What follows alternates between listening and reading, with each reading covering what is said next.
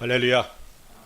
이 시간에도 우리 아버지 하나님께서 만세전부터 준비하신 은혜와 그리고 능력으로 채워주셔서 이 땅에서 살아가는 우리 모두가 힘을 얻고 한 주간도 주님 안에 승리하는 귀한 은혜의 시간 되기를 주의 이름으로 축원을 드립니다.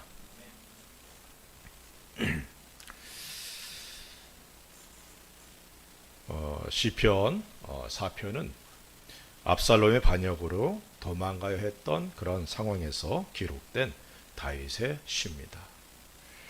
어려움을 당할수록 믿음의 사람 다윗은 더욱 하나님을 의지했고 또 하나님의 도우심을 구하며 또한 하나님의 주시는 은혜로 인하여 기뻐하였던 그런 사람입니다.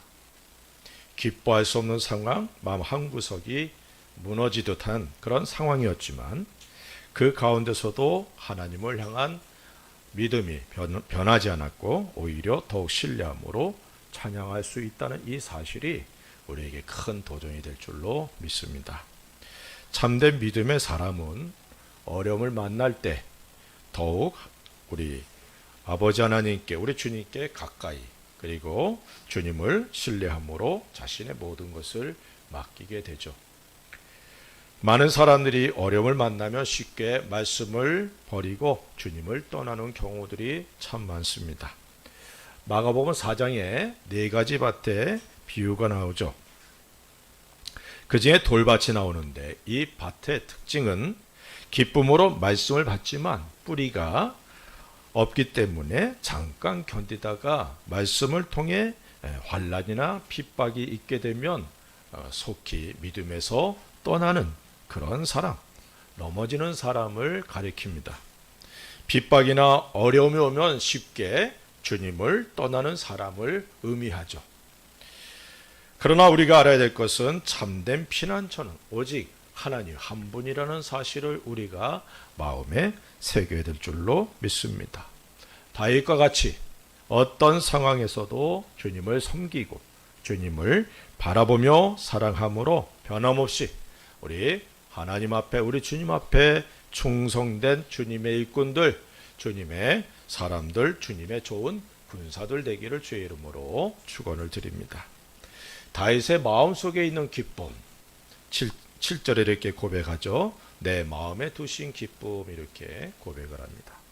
다윗의 마음속에 있는 기쁨, 그 기쁨은 주님이 주신 기쁨이고 그래서 자기는 기뻐할 수 있다라고 고백합니다. 이 구절을 중심으로 말씀을 살펴보면서 우리 모두가 어떤 상황 속에서도 다윗과 같은 기쁨이 우리 속에 넘치게 되기를 간절히 소원하며 은혜와 도전을 받는 귀한 시간 되기를 간절히 소원합니다. 1절에 이렇게 말씀합니다. 내 의의 하나님이요. 내 의의 하나님이요. 다윗은 시편 4편을 통해서 하나님께서 의의 하나님이시다 이렇게 고백하고 있습니다. 이 고백은 다윗이 하나님 앞에 의인으로서 서 있다는 자신을 고백하고 있는 거예요. 다시 말하면 자신은 하나님 앞에 의로운 자다라는 사실을 고백하고 있습니다. 의의 하나님이란 정의롭게 판단하시는 하나님 이런 의미를 갖고 있어요. 그래서 다윗의 대적들은 정죄하시고 다윗에 대해서는 바르게 판단하셔서 오해와 누명을 벗겨주실 것을 믿는 믿음의 고백이 의의 하나님 이렇게 고백하고 있는 것입니다. 다윗은 자신의 생애를 통해서 뼈아픈 죄를 범하였어요. 그 죄는 밧세바와의 동침을 통해서 우리아를 죽인 사건이죠. 이 일은 다윗에게 있어서 평생에 잊을 수 없는 큰 죄였습니다. 이 죄로 인해서 다윗은 많은 아픔과 고통을 겪었습니다. 시편 51편을 통해서 다윗은 자신의 죄를 철저히 고백하고 있습니다. 그가 얼마나 아파했는지 시편 51편을 읽어보면 곧 알게 되죠. 그러나 그는 자신의 죄를 고백하는 것에만 회개하는 것에만 머무르지 않았다는 것입니다. 시편 51편 4절에 내가 주께만 범죄하여 죄 목전에 악을 행하였사오니 주께서 말씀하실 때에 의로우시도다 하고 주께서 심판하실 때에 순전하시다 하리이다. 자신이 하나님 앞에 범한 죄로 인해서 고통 가운데 있을지라도 하나님께서 자신의 모든 죄를 용서하시고 의롭다, 순전하다 이렇게 인정하신다라고 고백하고 있는 겁니다. 자신이 하나님 앞에 범죄한 죄, 이것은 사람이 용서해 줄 수 있는 것이 아니죠. 그러나 다윗은 하나님 앞에 회개하면서 하나님께서 자신을 의롭다, 순전하다 이렇게 인정해 주신다고 고백하고 있는 겁니다. 나단 선지자도 이 일에 대해서 다음과 같이 하나님의 말씀을 전합니다. 사무엘하 12장 13절 14절에 이렇게 말씀합니다. 다윗이 나단에게 이르되 내가 여호와께 죄를 범하였노라 하매 나단이 다윗에게 말하되 여호와께서도 당신의 죄를 사하셨나니 당신이 죽지 아니하려니와 이 일로 말미암아 여호와의 원수가 크게 비방할 거리를 얻게 하였으니 당신이 낳은 아이가 반드시 죽으리이다 하고. 이미 하나님께서는 다윗의 죄를 용서해 주셨습니다. 그리고 이 일로 인해서 사단에게 큰 회방거리가 되었다 이렇게 말씀하고 있습니다. 비록 다윗이 큰 죄를 범하였어도 그는 하나님 앞에 여전히 의로운 자다라고 하나님이 인정하는 거죠.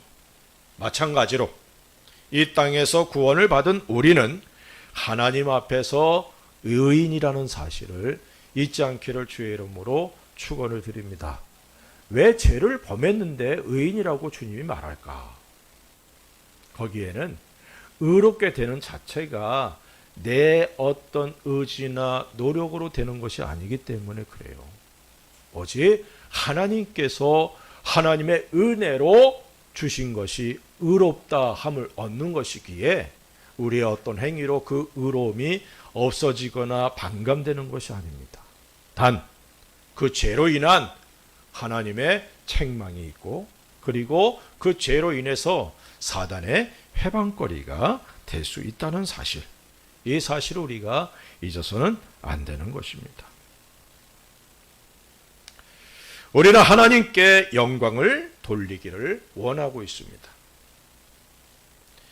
하지만 구원을 받은 이후에도 우리들은 여전히 죄를 범함으로 사단의 회방거리가 되어서 하나님께 영광을 돌리는 것이 아니라 하나님의 영광을 가리는 경우들이 있다는 사실도 우리가 인정할 수밖에 없습니다.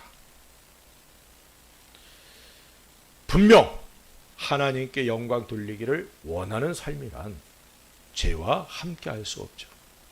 이 사실을 우리가 깊이 깨닫고 죄와 싸우는, 그래서 우리의 삶이 하나님께서 기뻐 받으시는 삶이 되기를 주의 이름으로 축원을 드립니다.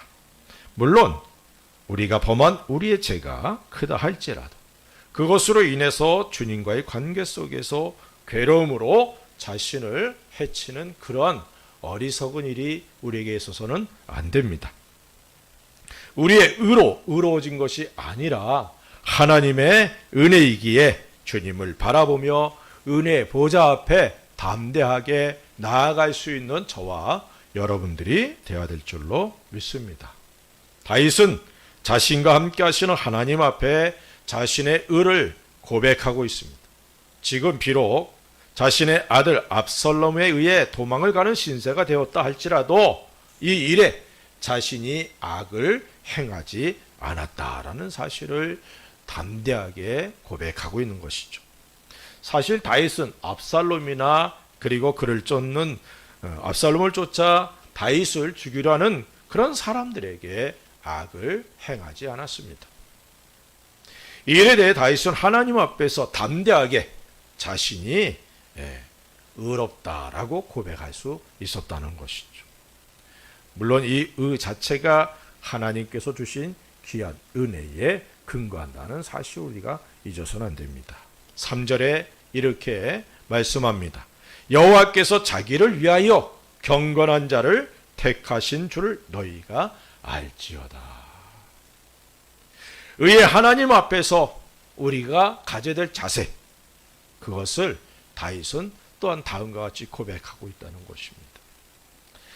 하나님께서 자기를 위하여 경건한 자를 택하셨다. 그리고 하나님 앞에 의롭다 함을 얻은 사람들은 4절에 이렇게 말씀합니다. 너희는 떨며 범죄하지 말지어다. 자리에 누워 심중에 말하고 잠잠할지어다. 떨며, 이 말은 분노하다라는 뜻을 갖고 있습니다. 그러므로 떨며 범죄하지 말지어다, 이 말은 너희는 분노함으로 떨 수는 있을지 모르지만 어떤 행위를 함으로 범죄하지는 말아라. 사람이 살아가면 분노할 수도 있죠. 하지만 그 분노가 죄로 연결돼서는 안 된다는 겁니다.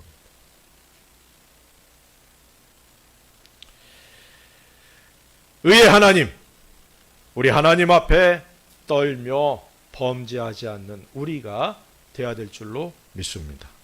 우리 하나님은 거룩하신 하나님, 의의 하나님이시기 때문에 그렇습니다. 우리 하나님은 죄와 함께 하실 수 있는 분이 아니죠. 마찬가지로 하나님의 백성으로서, 하나님의 자녀로서 계속적으로 반복하여 범죄한다면 하나님과의 관계가 멀어질 수밖에 없다는 사실을 깨닫게 되기를 주의 이름으로 축원을 드립니다. 그렇기 때문에 의의 하나님 앞에서 경건하고 거룩한 삶, 주님을 두려움으로 떨며 범죄하지 않는 그런 삶의 자세를 우리가 가져야 될 줄로 믿습니다. 우리가 범하는 죄 중에 가장 흔한 것이 말로 인한 죄입니다. 말로서 하나님 앞에 책망받게 된다는 사실을 기억하시기 바랍니다. 심중에 말하고 잠잠할지어다 라는 다윗의 권면은 마음에 깊이 우리가 새겨야 될 권면이죠. 그래서 함부로 말해서는 안 된다는 거예요. 생각나는 대로, 느껴지는 대로 말하지 말고 하나님 앞에서 겸손하게 언어 선택도, 또 말을 할 때 그 타이밍도 조심해서 할 수 있는 우리가 되어야 될 줄로 믿습니다. 그럴 때에 우리의 생애 가운데 주님의 은혜가 더욱 넘치게 됩니다. 5절에 이렇게 말씀합니다. 의의 제사를 드리고 여호와를 의지할지어다. 의의 하나님 앞에서 의의 제사를 드려야 하고 하나님을 의뢰한다라고 지금 이렇게 다윗은 고백하고 있습니다. 의의 제사, 이것은 삶 가운데 하나님께서 기뻐하시는 선을 행하는 삶을 의미합니다. 의롭게 된 사람답게 의로운 삶을 살아가야 된다는 것이죠. 의의 열매가 풍성한 삶, 그것을 우리 하나님께서 원하시고 있습니다. 빌립보서 1장 11절에 이렇게 말씀합니다. 예수 그리스도로 말미암아 의의 열매가 가득하여 하나님의 영광과 찬송이 되기를 원하노라. 의의 열매가 가득해서 하나님 앞에 영광과 찬양을 돌리는 그런 의의 제사를 드리는 우리가 되어야 될 줄로 믿습니다. 이런 삶이 우리 하나님께서 원하시는 삶이고 하나님이 기뻐 받으시는 그런 삶이라는 사실을 잊지 않기를 주의 이름으로 축원을 드립니다. 다윗이 비록 죄를 범했다 할지라도 하나님 앞에 죄 용서함 받고 의롭다함을 인정받은 것처럼 우리들도 여전히 그리스도 안에서 의로운 존재라는 사실을 잊지 않기를 주의 이름으로 축원을 드립니다. 한국에 이런 말이 있죠. 한 번 해병은 영원한 해병이다. 해병대가 몇 명 있어요, 우리. 해병대 나온 사람이 있어요. 맞죠?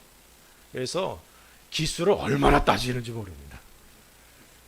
따라합시다. 한 번 의롭게 된 것, 영원히 의로운 것이다.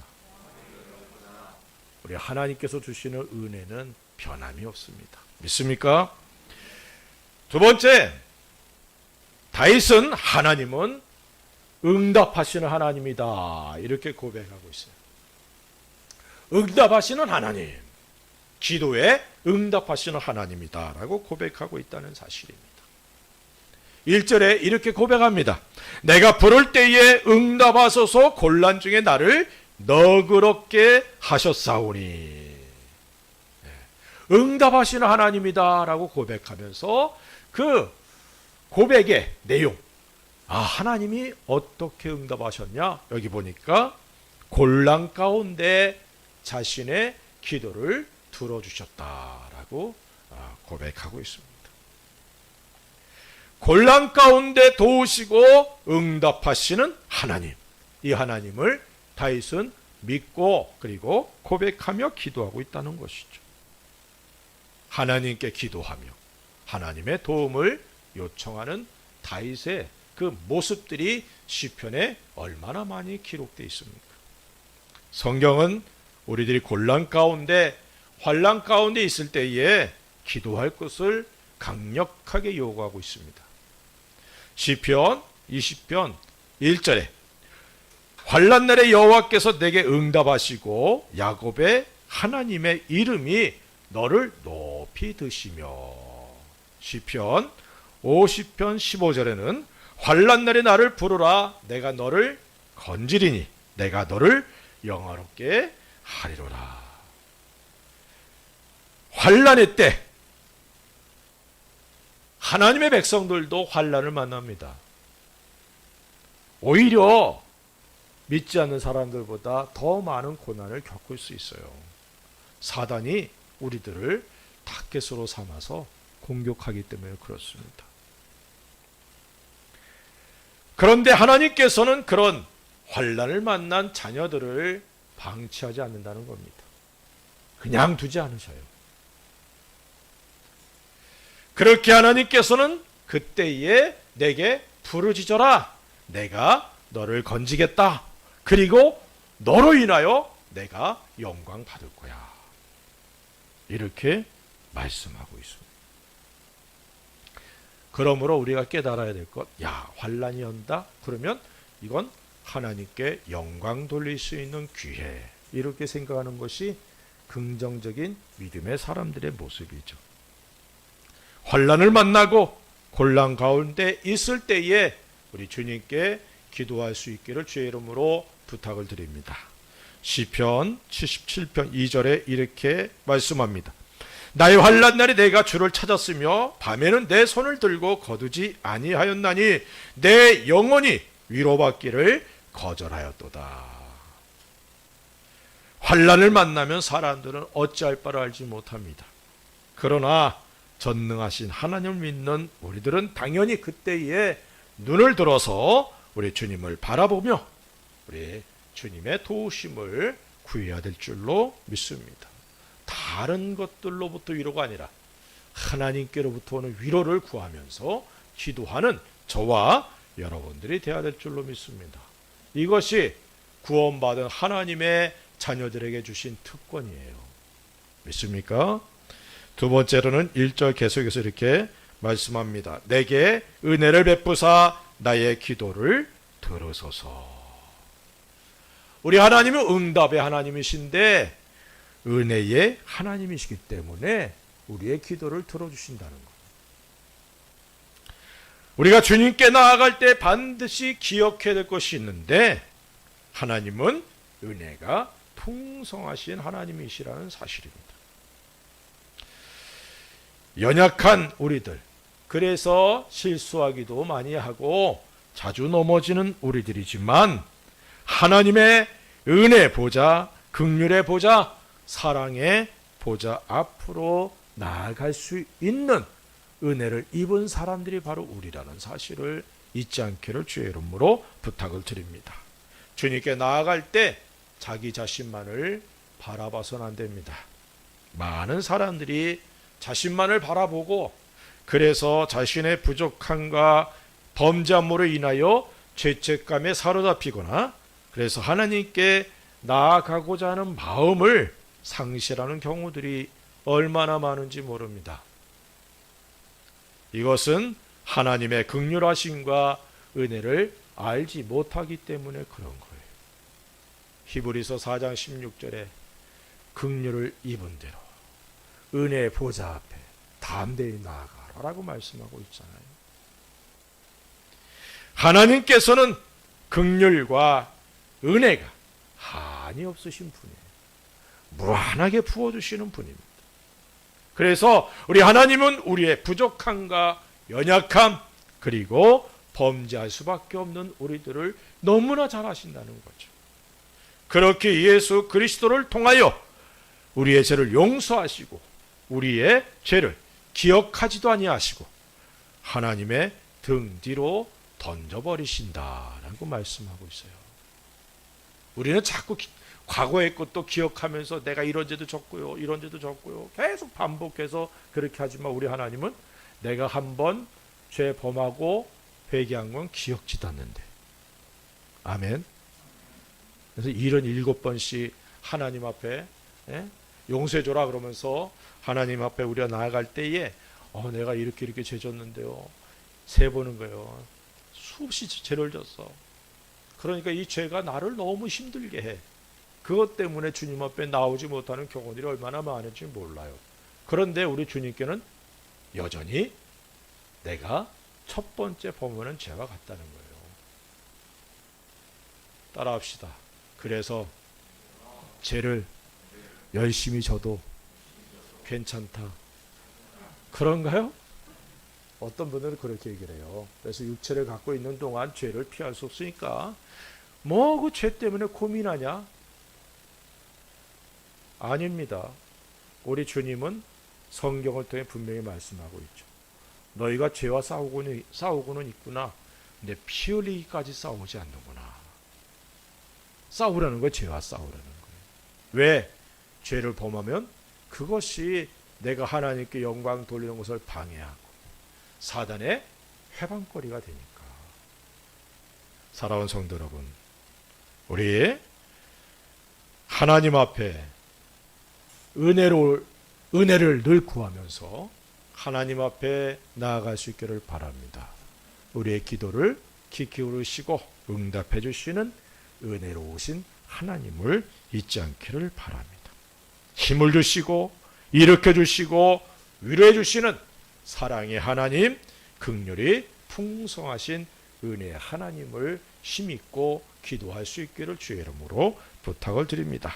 세 번째로는 3절에 이렇게 말씀합니다. 내가 그를 부를 때에 여호와께서 들으시리로다. 우리 하나님께서는 택한 자들이 기도하면 들어주신다는 거예요. 하나님께서 택한 사람들의 기도를 들으신다는 사실을 잊지 않기를 주의 이름으로 축원을 드립니다. 경건한 사람들, 즉 하나님께서 택하신 사람들의 기도를 하나님께서는 들어주신다라고 말씀하고 있어요. 다윗은 내가 그를 부를 때에 여호와께서 들으시리로다 라고 고백하고 있어요. 다윗이 아주 깨끗한 사람이 아니라는 사실을 우리는 잘 알고 있습니다.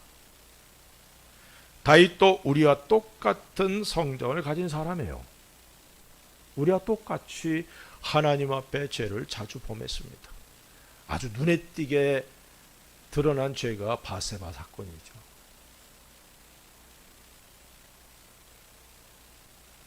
그러나 다윗은 자신이 하나님께 선택을 받았다는 사실을 잊지 않았어요.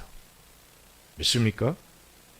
하나님께서 자신을 택해 주시고 늘 함께 하심을 믿고 있었다는 거예요. 이 사실이 중요합니다.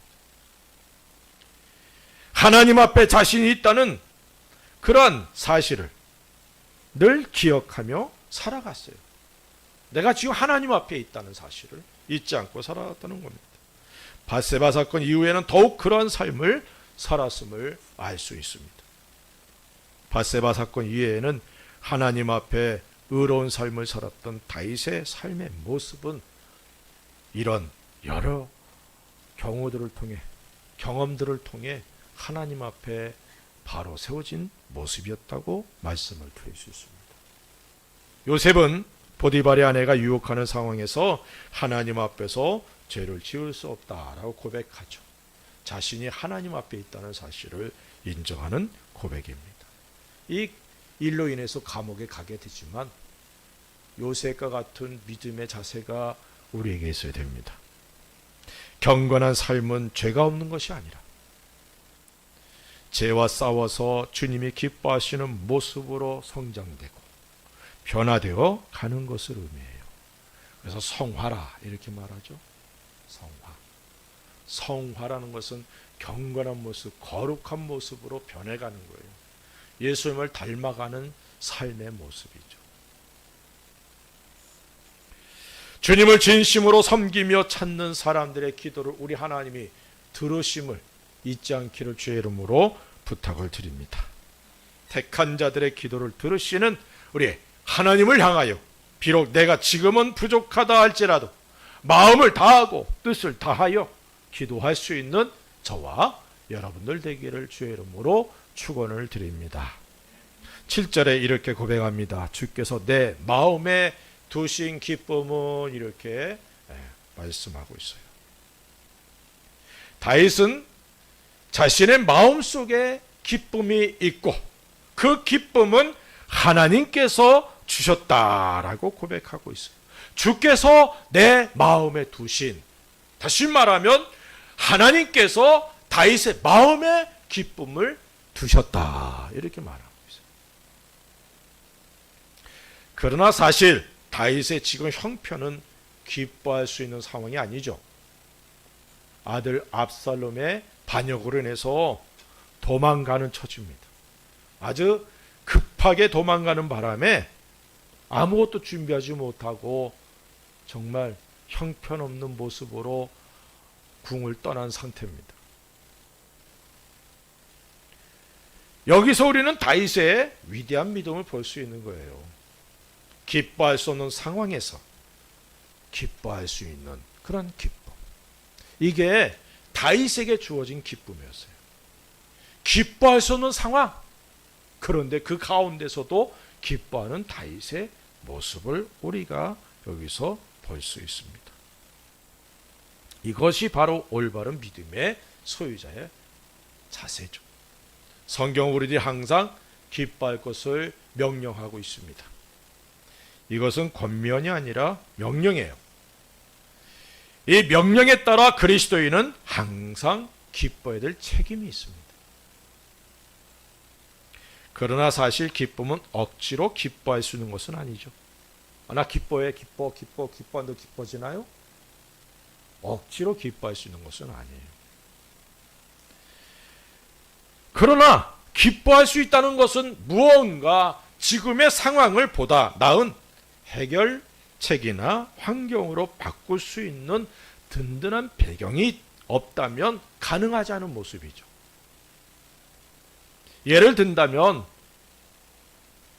억만장자의 아버지를 둔 자녀가, 그것도 아버지의 관계에도 이상이 없고 아버지를 사랑하며 아버지의 사랑을 받는 아들이 사업을 하다가 실패하고 자신이 가진 모든 재산을 날려버리고 빚까지 졌다고 합시다.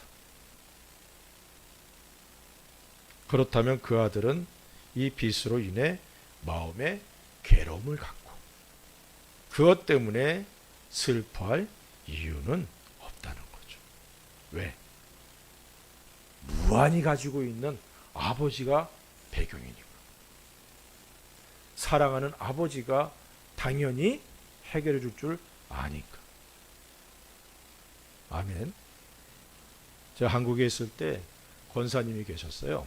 그 권사님 남편분이 교장 선생님을 하셨던 분인데 그 가족에게 자녀들이 있는데 이 큰아들이 참 여러 가지로 아픔이었어요. 사업을 하시는데 사업하는 것마다 족족 말아드시는 거예요. 근데 이 권사님 가족에게 그 땅이 많았어요. 그러니까 아들이 사업하다가 실패하면 땅 팔아서 그 빚 갚아주고, 좀 지나면 또 사업하겠다고 돈 달라고 징징대면 또 마련해주고, 서너 번 그렇게 하시더라고요.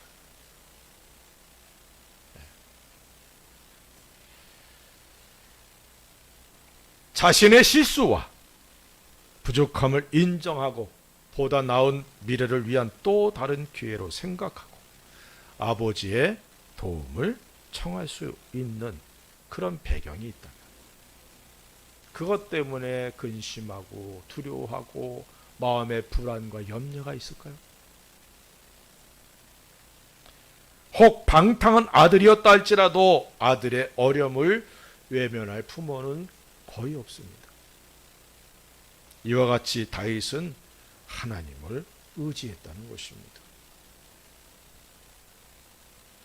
지금의 모든 상황을 바꾸어 주실 수 있는 능력에 하나님을 믿고 의지했기 때문에 기뻐할 수 없는 상황이었지만 기쁨이 그 속에 있었다는 거예요. 물론 그 기쁨은 주님으로부터 온 기쁨이죠. 믿습니까? 사도 바울은 감옥에 갇혔음에도 오히려 찬양하고 기도했던 모습을 우리는 잘 알고 있습니다. 이러한 모습이 바로 항상 기뻐할 수 있는 그리스도인의 모습이고 믿음의 사람들이 가져야 될 자세입니다. 이러한 믿음으로 기뻐할 수 없는 상황에서도 오히려 기뻐할 수 있는 저와 여러분들 되기를 간절히 부탁을 드립니다. 두 번째로는 7절 계속해서 이렇게 말씀합니다. 풍성함보다 더한 기쁨이 자신에게 있다. 이렇게 고백해요. 7절에 그들의 곡식과 새 포도주가 풍성할 때보다 더하니이다. 도망을 가는 상태입니다. 준비도 없이 경황 중에 도망을 가는 다윗과 그 일행에게는 모든 것이 불편하고 부족할 뿐이었습니다. 물론 먹을 것도 준비되지 않았기에 여러 가지 염려가 있을 수 있습니다.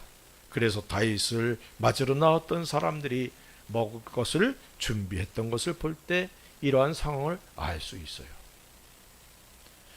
사무엘하 17장 27절부터 29절 보면은 다윗이 마하나임에 이르렀을 때 암몬 족속에 속한 랍바 사람 나하스의 아들 소바와 로데발 사람 암멜의 아들 마길과 로글린 길르앗 사람 바르실레가 침상과 대야와 질그릇과 밀과 보리와 밀가루와 볶은 곡식과 콩과 팥과 볶은 녹두와 꿀과 버터와 양과 치즈를 가져다가 다윗과 그와 함께한 백성에 먹게 하였으니 이는 그들 생각에 백성이 들에서 시장하고 고나고 목마르겠다 함이더라.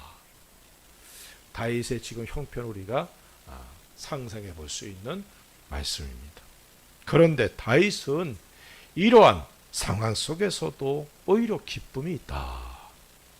그 기쁨은 풍성한 곡식과 새 포도주에 풍성할 때보다 더한 것이다. 이렇게 고백하고 있다는 사실입니다. 물질적인 풍요로움에서 오는 기쁨과 주님께로부터 오는 기쁨은 비교할 수가 없습니다. 물질적인 풍요로움이 기쁨의 근거가 된다면 그 기쁨은 잠시 후에 사라질 것이죠. 왜냐하면 물질은 계속해서 욕심을 부르고 그 욕심으로 인해서 만족함이 없기에 풍요로움은 잠깐의 기쁨은 될 수 있어도 영원한 기쁨은 될 수 없다는 것입니다. 그래서 잘 사는 사람들일수록 담이 높고 보안이 얼마나 철저한지 모릅니다. 가난한 사람들은 그런 거 별로 필요 없어요. 그죠? 만족함을 모르는 겁니다. 불안하죠. 다윗의 마음속에 있는 기쁨, 그 기쁨은 하나님께로 오는 기쁨입니다. 어떤 상황에서도 함께 하시고 도우시는 하나님으로부터 오는 기쁨, 이 기쁨이야말로 누구에게도 빼앗겨서는 안 될 기쁨이고 이 기쁨은 계속해서 더욱 넘치게 된다는 사실을 잊지 않기를 바랍니다. 우리에게 이런 기쁨, 하나님께로 오는 기쁨으로 채움받는 은혜가 넘치기를 주의 이름으로 축원을 드립니다. 세 번째로는 8절에 이렇게 말합니다. 내가 평안히 눕고 자기도 하리니. 다윗은 기쁨의 근원이 평안에 있다 이렇게 고백해요. 평안히 눕고 자기도 한다라는 이 고백은 그 마음에 평안이 있음을 보여주는 겁니다.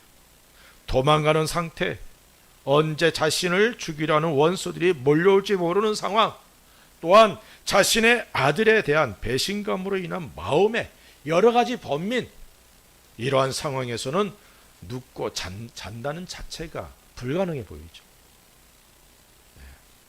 그런데 다윗은 눕고 잔다라고 고백합니다. 그것은 평안히 그 마음을 지배하고 있기 때문에 가능한 것이죠. 평안히 마음을 지배할 때 어떠한 파도가 밀려와도 흔들리지 않는다는 사실을 깨닫게 되기를 바랍니다. 주여 내게 이 평안으로 채워주시옵소서. 주님께서 이런 평안을 우리에게 허락해 주셨어요. 제자들에게 주신 평안, 그 평안이 바로 오늘 내게, 우리에게 임하기를 간절히 소원하면서 기도할 수 있기를 주의 이름으로 부탁을 드립니다. 평안이 우리의 마음을 지배하도록 우리 주님께 날마다 나아갈 수 있고, 그래서 기쁨이 충만케 되는 은혜가 있기를 바랍니다. 네 번째는 8절에 계속 이렇게 말씀합니다. 나를 안전히 살게 하시는 이는 오직 여호와이시니이다. 평안의 근거를 다윗은 또 하나님께 두고 있습니다.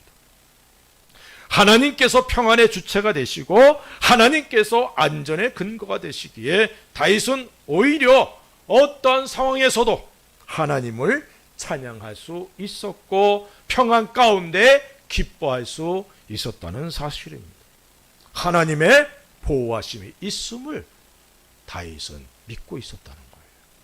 하나님이 나를 안전하게 보호하신다.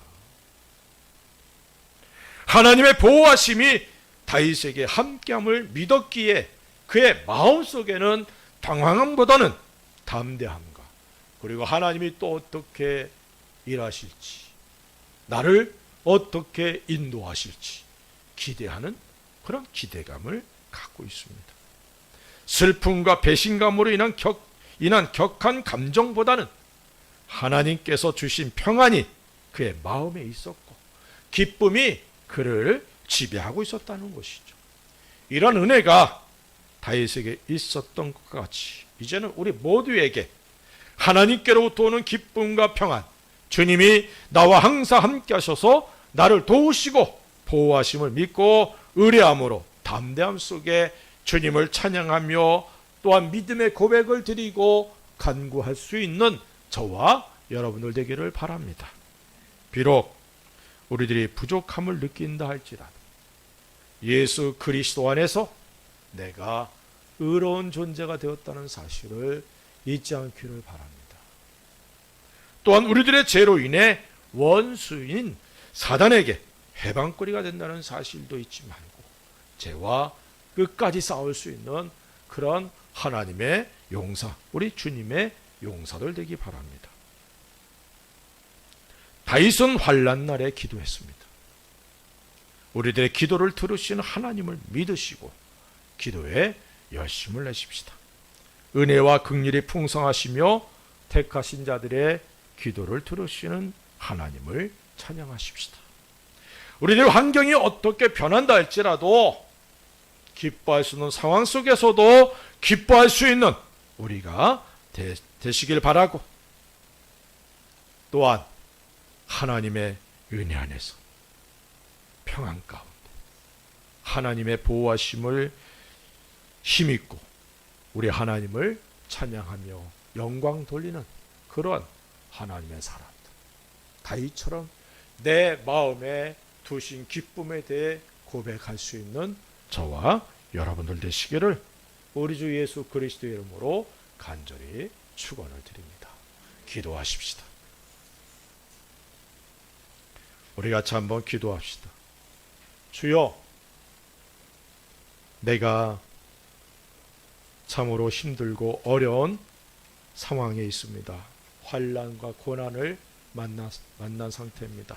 주여, 다윗을 주께서 붙잡아 주셨고 의롭다 인정하셨고 기도에 응답해 주셨던 것처럼 내 기도에 응답하시고 주께서 큰 은혜를 허락해 주시사 내 마음에 기쁨으로 채워 주옵소서.